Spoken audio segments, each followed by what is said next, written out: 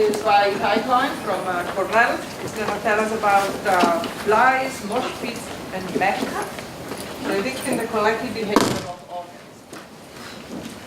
So, okay, thank you very much. Do you have the microphone?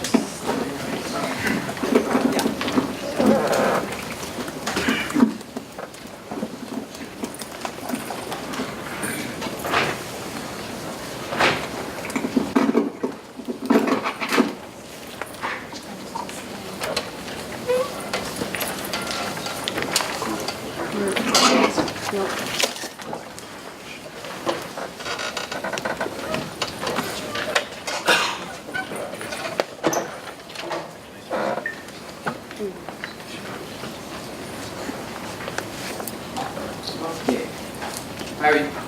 I can't hear myself. I can hear you. You can hear? It's okay? Yeah.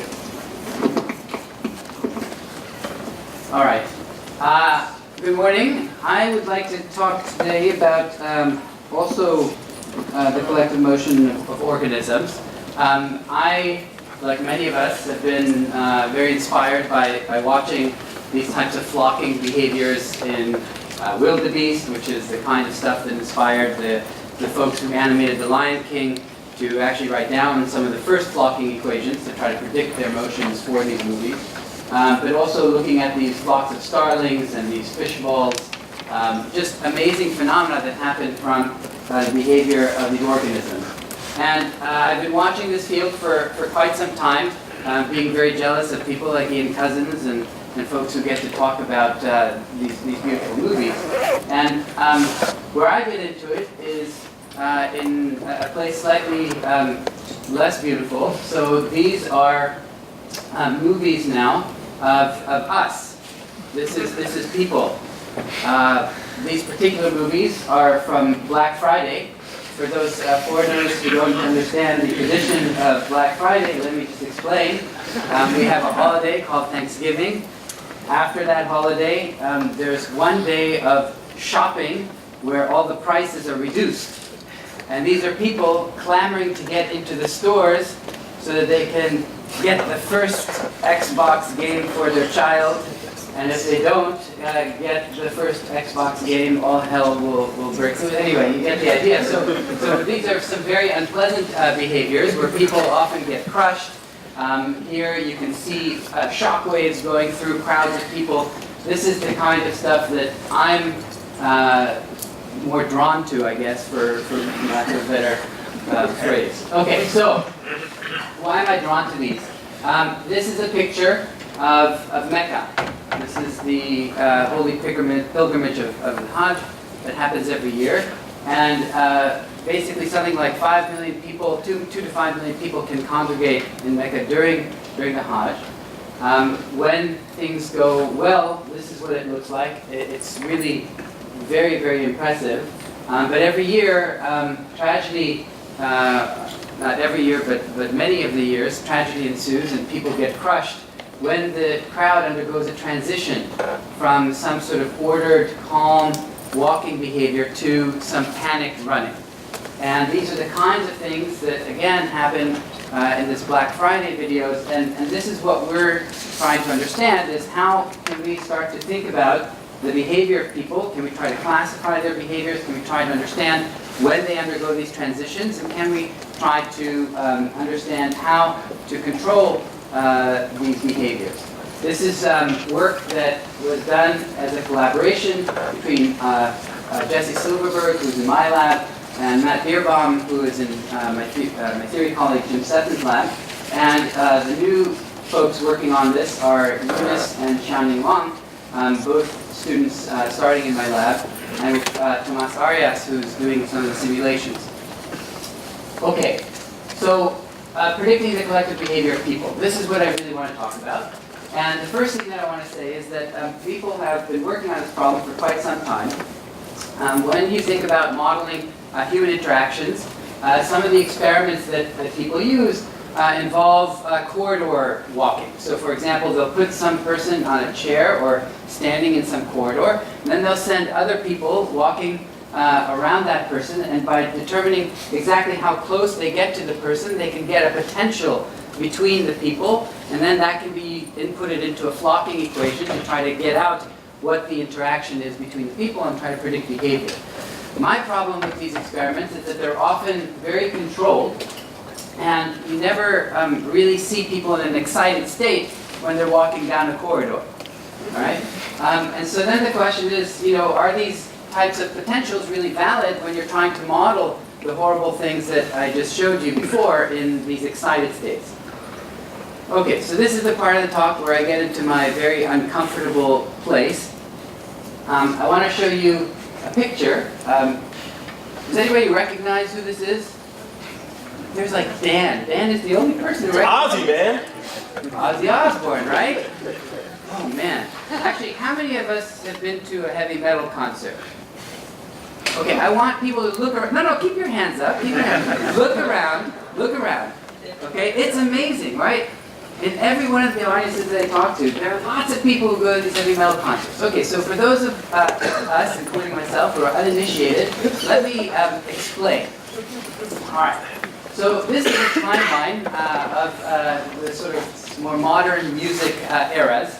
The 1930s through the 40s was a big era for swing. This is kind of where I find myself most comfortable.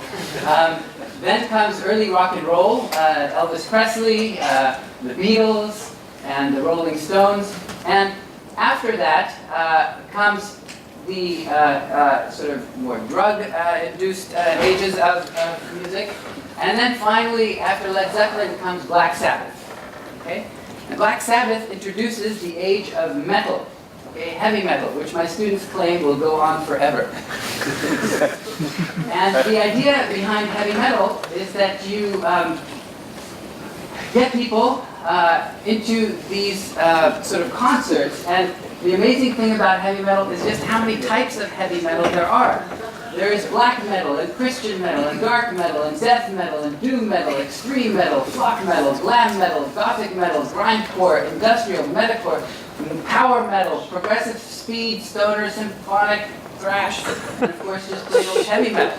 All right, so this is a field that was splintered into many different subgenres, as we were reminded by our referee, who our paper. But you haven't mentioned all these other types of metal. Okay. We're only going to deal with heavy metal in this talk. What does a heavy metal concert look like? This is the kinds of things that you would see at these heavy metal concerts. They are massive events, lots and lots of people. And amazingly, actually, in these heavy metal concerts, very few people get hurt. Right? The heavy metal concert folks have a culture in which they are able to, somehow prevent people from getting hurt, even though, as I'll show you, these people are in a very excited state.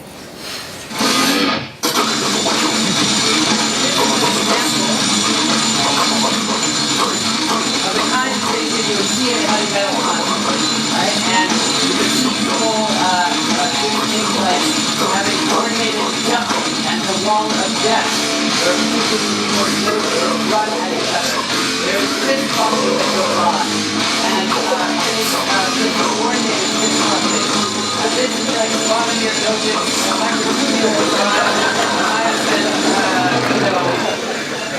Anyway, you get the idea. There is a lot of phenomena that can be mined here, and it's all happening for people who are in these very excited states.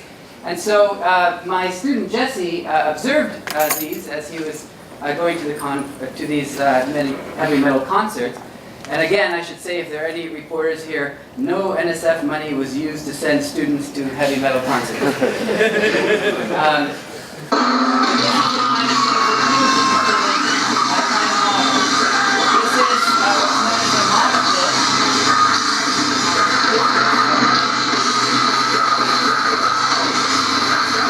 This is a mosh pit, and the idea was, could we try to actually say something? Could we actually try to extract something about the way that these people are moving? And so what Jesse did was he used techniques for essentially correcting for distortion, and then PIV to track the people as they were moving. And from this we were able to extract the velocity correlations between people.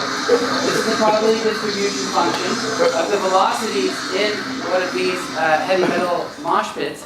And what's amazing,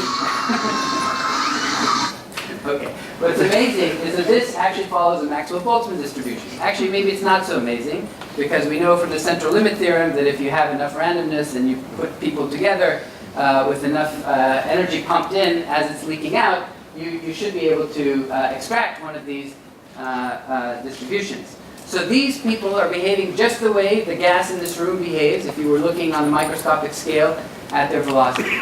But there's a difference, of course. These people have an energy that's being pumped in by the food that they've eaten and being extracted out by the dissipation through the collisions and so on and so forth. There's other things that are interesting about these collections of people, and so to try to model them, we thought, yes? There's a question back here. There's a question, yes? I think you had a correlation function. Yeah, what is the characteristic distance in units of people? Well, so the correlation that you're thinking about is, it's a little bit weird for a person because you have two different dimensions, but roughly speaking, each person in here takes about half a meter, right? So that's about the correlation. That's in the forward direction or in average overall direction? Oh, jeez. So detailed. I'll answer to you after the talk. But I think it's just I think it's isotropic because these guys have no preferred direction. Okay, I'll get to the. It's such a weird thing. Okay, how are we? To try to explain some of the things that we're seeing, we wrote down a flocking model. These are very similar to the flocking models that have been written by others, including Toner et al. The basic idea is that you have a repulsion between people. It's not exactly hard sphere, so we made it a little bit softer because of the fact that people have two different dimensions. So we let them get closer along one dimension than the other. But basically speaking, it's radially symmetric, and you have some soft repulsion. Then there is a propulsion force that essentially says that the participants either want to be standing still or they want to be running at some preferred velocity. And so we let the people choose, or in this case, the simulated people, who were essentially going to make little discs with rules, choose whether they want to be bystanders that are audience members or moshers themselves. So depending on the velocity that they want, they're going to be one or the other. And then we have a flocking term, which says that the velocity of each disk wants to be the same direction and magnitude as the velocity of the disks around it. And then we have a noise term, which comes from the fact that these people are crazy and there's music and they sort of randomize their motions. It's not exactly ordered. So we add all these up and we're able to put together a simulation. This is what these simulations look like. We have these, again, soft spheres. These are the people who have chosen to become audience members.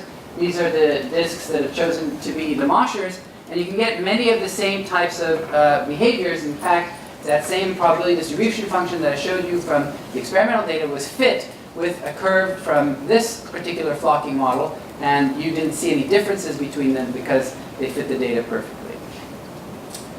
There's other behaviors that happen at heavy metal concerts. A mosh pit, which is technically a collection of people who are moving in a random fashion, can transition into something called a circle pit. A circle pit is when the people are moving in a coordinated stampede around in a circle like this. All right? And these circle pits can be quite massive. So this is one example of a circle pit. This is another example, or set of examples. Again, you can see they have some sort of, they break up into little islands. This is a massive circle pit that encompasses the entire stadium. So you can have them in a lot of different varieties, but the generic one is where you have that same group of moshers transitioning into a circle pit behavior. And we can capture that in our flocking model as well. And what the science of this paper was to figure out which terms in the flocking model set when that transition occurs between having a random motion versus something that is moving in a circle like you have here. Okay, but the first thing that I want to point out is that it is amazing that with just a set of stupid equations, we can model what happens. Maybe it's not so amazing that we can model what happens at a heavy metal concert with just this very simple set of equations. Okay, so you don't need all of the inner motivations of the dancers and all of this stuff to be able to capture basic phenomena about what it is that humans are doing. Which I think is not a surprise to this crowd, but when we describe it to lay folks, is quite surprising. Okay, so this is what the phase diagram looks like. This is now the noise strength, so how much randomness we pump into the system compared to the flocking strength. And what you can see is that there's two boundaries here that essentially delineate when the system is behaving more like a gas and when it's behaving like a circle pit. So this is the part where you have the mosh pit of people moving randomly. This is the part where you have the circle pit, people moving in a vortex. Right? And these dashed lines essentially correspond to setting the time scales for, in this case, flocking and noise equal to each other, and that gives you the square root of alpha relation. And here, this line tells you that the time scale for flocking and collision are the same, and that's what determines this one. And so you can notice that even in the limit of zero noise, even if I had zero noise, I'd still need to turn on the flocking term to some finite value before I cross this transition. And the same thing up there, you can get rid of this if you increase the noise. You can essentially randomize the system and prevent the participants from doing the circle pit. Okay, so that's the actual physics part. Okay, and you can. This is Matt Bierbaum, one of the collaborators. He put together a little wiki, and if you go to www.runatme, you can actually play with this wiki. And so we put all this information up on the archive when we were still in early days of thinking about this. And when we did this, somebody picked this up on Reddit. People know about Reddit. Yeah, anyway, this thing started going viral. And this is the kind of response that we had. This is my normal web traffic on the web page. This is the kind of thing that we saw when we were talking about the mosh pits. Okay? So this was picked up by a lot of media. And what that allowed us to do was to get in touch with some of the heavy metal bands and actually set up a filming at one of their concerts. Because one of the biggest problems with this is to gather the experimental data. Most of the data that we were using for the first paper was from YouTube videos that had to be corrected. It was not very ideal. So here, we went up to Syracuse. Here, there was a heavy metal concert. And this is Jesse setting up a camera that we bought, well, rented, I guess, for this event. There's a high definition camera that we loaded on this sort of arm. I don't even know what this is called. Boom or something. Anyway, and this was Kill Switch Engage, one of the bands that Jesse really likes. And this is the kind of things that we did. So we sat and we basically filmed this band and their crowd during the concert. Okay, and what I'm going to show you now is a sort of just images from this concert. And what's amazing is that one of the participants decided to dress up in red so we could easily follow him. And one of the things that you can see him doing every now and then is coming into this little open area, and what he does is he just sort of stands there and he shoves people out. Okay? He's essentially keeping the mosh pit from forming in the first place. Right? So I'm going to play this a couple of times, but you can see, just again, look for the red labeled person in this video. And, okay, so let's try that again. Okay, so again, here it starts. And once in a while, you see him? Right? Do you see him? Yeah, so there he is. So he literally just sits there and he sort of pushes people out. Now this was like very annoying to Jesse because he was like, I'm trying to capture the mosh pits, dude. I don't think they say dude at heavy metal concerts, but anyway, that's what I would say. But this was actually really interesting to me because this pointed out the idea that you could start to interject active agents into these types of systems and prevent certain behaviors from happening. You know, when a transition from a mosh pit to a circle pit happens at a heavy metal concert, no big deal. But when that transition happens in Mecca, people die. if you could get active agents, something like, well, maybe not these guys, but something more like these guys, to essentially interfere before the circle pit starts to break out, before the stampede starts to break out, then you might have a chance of saving people's lives. All right, so that's the idea. We want to try to understand something about what would happen if we started putting in active agents into these models. We haven't done this. This is ongoing research, but it's only now starting to crystallize in my mind where we could try to take these kinds of things. This is now a simulation of the same flocking models run on a GPU. There are 5 million participants here. And so this is a truly statistical mechanic representation of those flocking equations. You can see that as we let time go on, little vortices form where these people are performing these circle pits. They have a handedness, and there's interactions between them. What happens if we start putting in active agents that act like surfactants, that stabilize these? What happens when we start to have active agents that actually like to agglomerate different groups together? Could we have agents that are sitting in there like Mr. Red and essentially prevent these from undergoing these transitions, right? What kind of statistical mechanics starts to arise from these types of simulations? That's an interesting area that I don't think we've explored, and I think would be interesting to pursue. When you're starting to think about 5 million participants, the thing that comes to my mind is the kind of horrific disaster that happened in Europe last year. So this is a boat of migrants trying to come from Northern Africa, Iraq, and Syria into the European Union. Boats like these, just packed with migrants, basically sank in the Mediterranean, killing those on board. This is a busload of about 160 people that are trying to head into Europe. And this is a little cartoon stolen from the New York Times illustrating the scale of the problem. So if that picture is 160 people, that's this little square right here.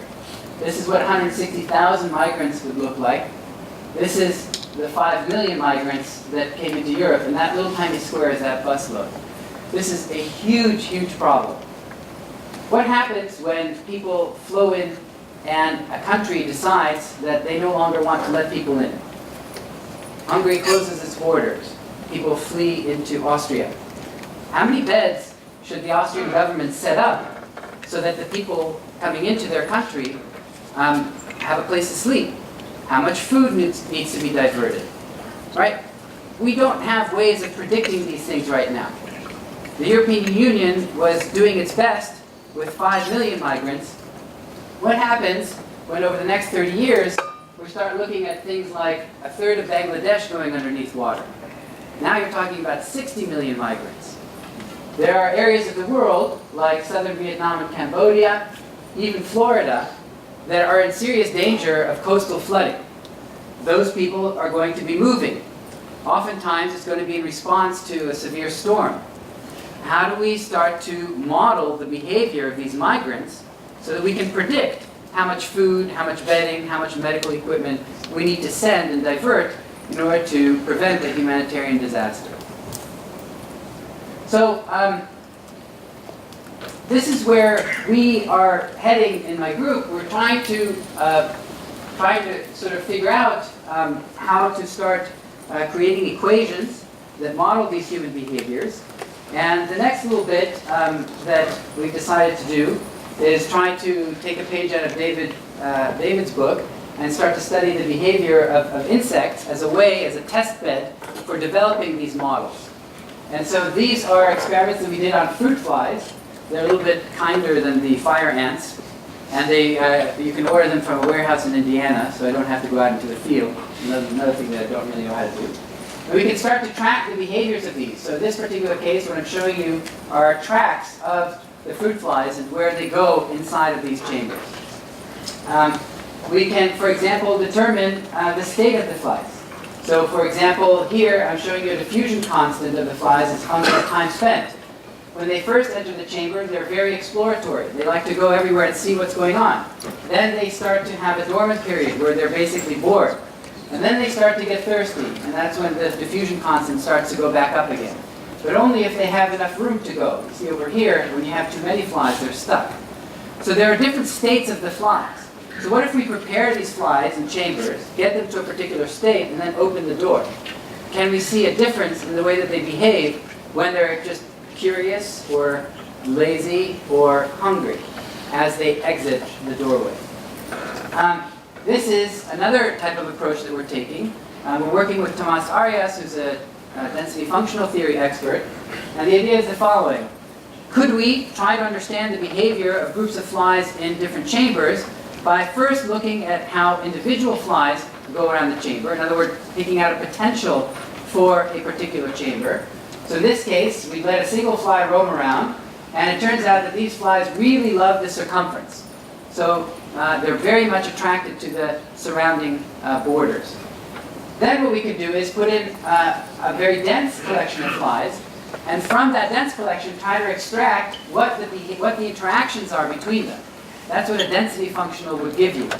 And so if you have this density functional, the prediction is that it should be universal, which means that if I go to a different geometry, like a square, where here the flies really like the corners, much more than anywhere else, I could first map out the potential with a single fly, and then use the same density functional that I had from the circle geometry to predict what happens here.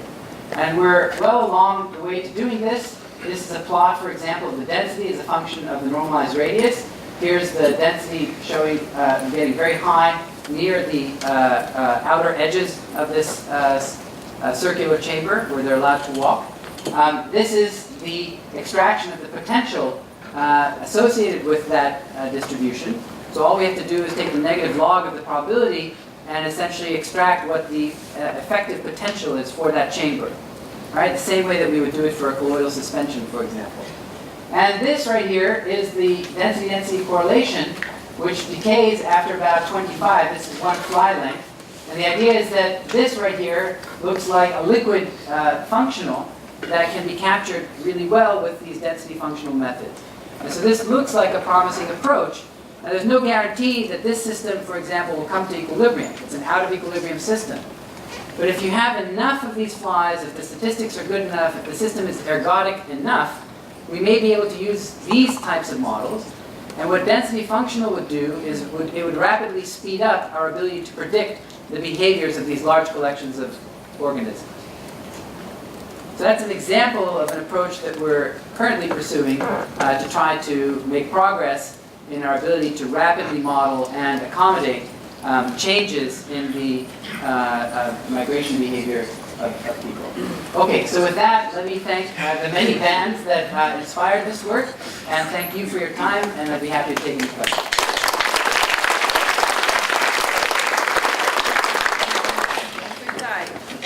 We have a question.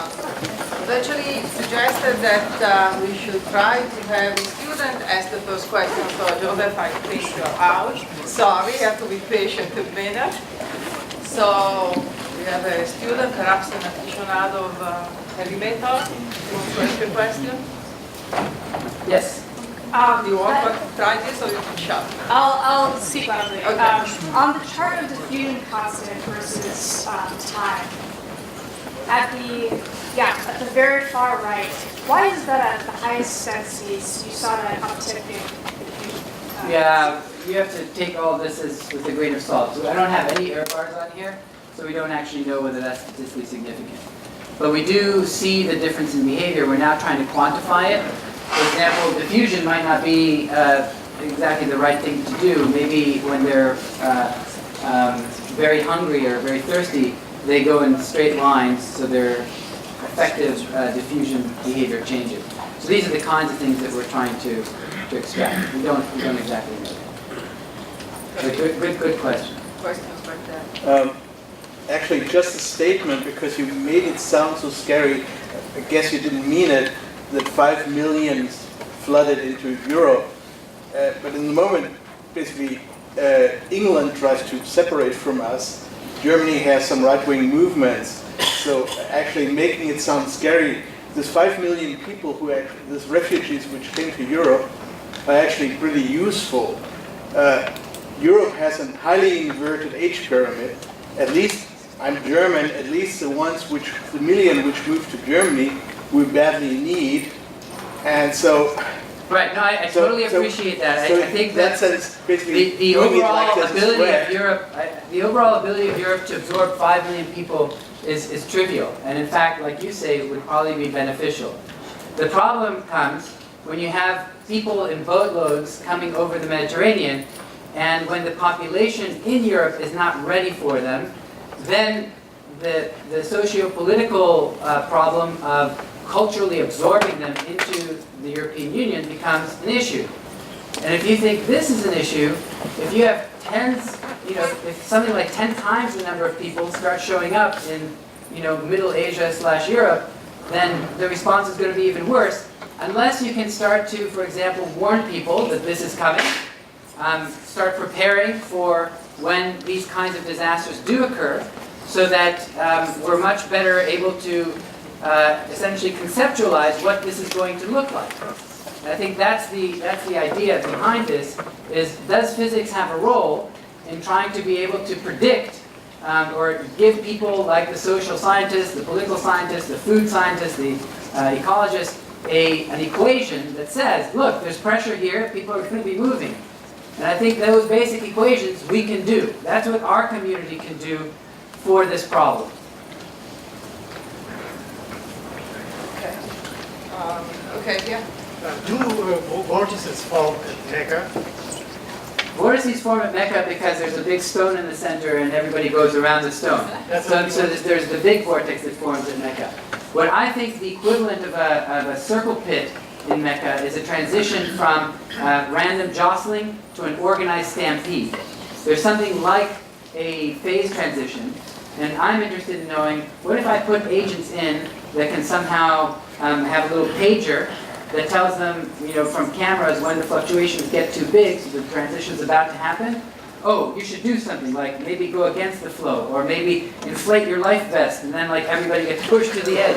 I don't know what the kinds of things that we could do, but if we could figure out the effective antifreeze, the chemical that we could put in to prevent the transition from happening, I think then we have a chance at stopping these types of behaviors. Currently, a lot of the research on population flows is focused on architectural features. And I think there's a lot of stuff that we can do with the active agents to be able to stop these transitions from happening. Well, it's totally true. There's a poster by David. You have a poster here or no? Yeah, there's a poster by David Yanes actually showing that a very small fraction of what he calls dissenters can actually destroy clocking in most models. So I think Lisa had a question, and then I can talk loud enough too. So I had a question. I was really interested in the boundary conditions of your mosh pit simulations, and I saw that some of the white particles got entrained and some of the black particles got ejected. And I'm sort of curious, I could imagine, number one, that could be like a dangerous thing for a person who is intending to be a bystander to get entrained. And then also, I think it's sort of interesting, like, do these things have an effect of surface tension, and like, what's the boundary conditions between the two, phases? Or because you treated the other one as not active, right? So there were some phases, and they were Right. So what happens, for example, if you give the system a probability distribution for switching from one to the other? What happens if so if each mosher can essentially become active or passive? What happens if you put moshers that like to stay between the active and the passive one, right? That have some kind of surfactant-like behavior? I don't think we know the answers to any of these. So these are all big questions. one more quick. Yeah, so you showed a lot of large-scale You need to shut up and say who you are. Oh, sorry. I'm Michael from Syracuse University. So you showed a lot of mosh pits where there were large-scale structures and things like that, but mosh pits are maybe safer than these other phenomena that can happen. Are people in mosh pits in an inherently different excited state? So the question is, because moshers are, because there's less people who get hurt in these mosh pits, are they in somehow a different excited states from the people at Mecca? So I think the issue for heavy metal concerts is that there's a culture. When someone falls, you have to immediately pick them up. I actually don't know, I've never been to a heavy metal concert, but this is what I'm told. So there's a culture of people who watch out for one another, who make sure that people who don't want to be involved are sent to the edges, the people who do fall get picked up. There's some sort of behaviors that they know how to do. Now, whether or not we can distinguish between the excited state of the folks in the heavy metal concerts or the ones who are going through stampedes at Mecca, I don't know. But my intuition is that we're doing better with the excited state of people in heavy metal concerts than we would be in the corridor experiments, trying to figure out, when you're all, when you're not sweating and hot and not, pushed up against the person next to you. So that's the idea. Okay, thank you, and give you over to the next one. Okay, well,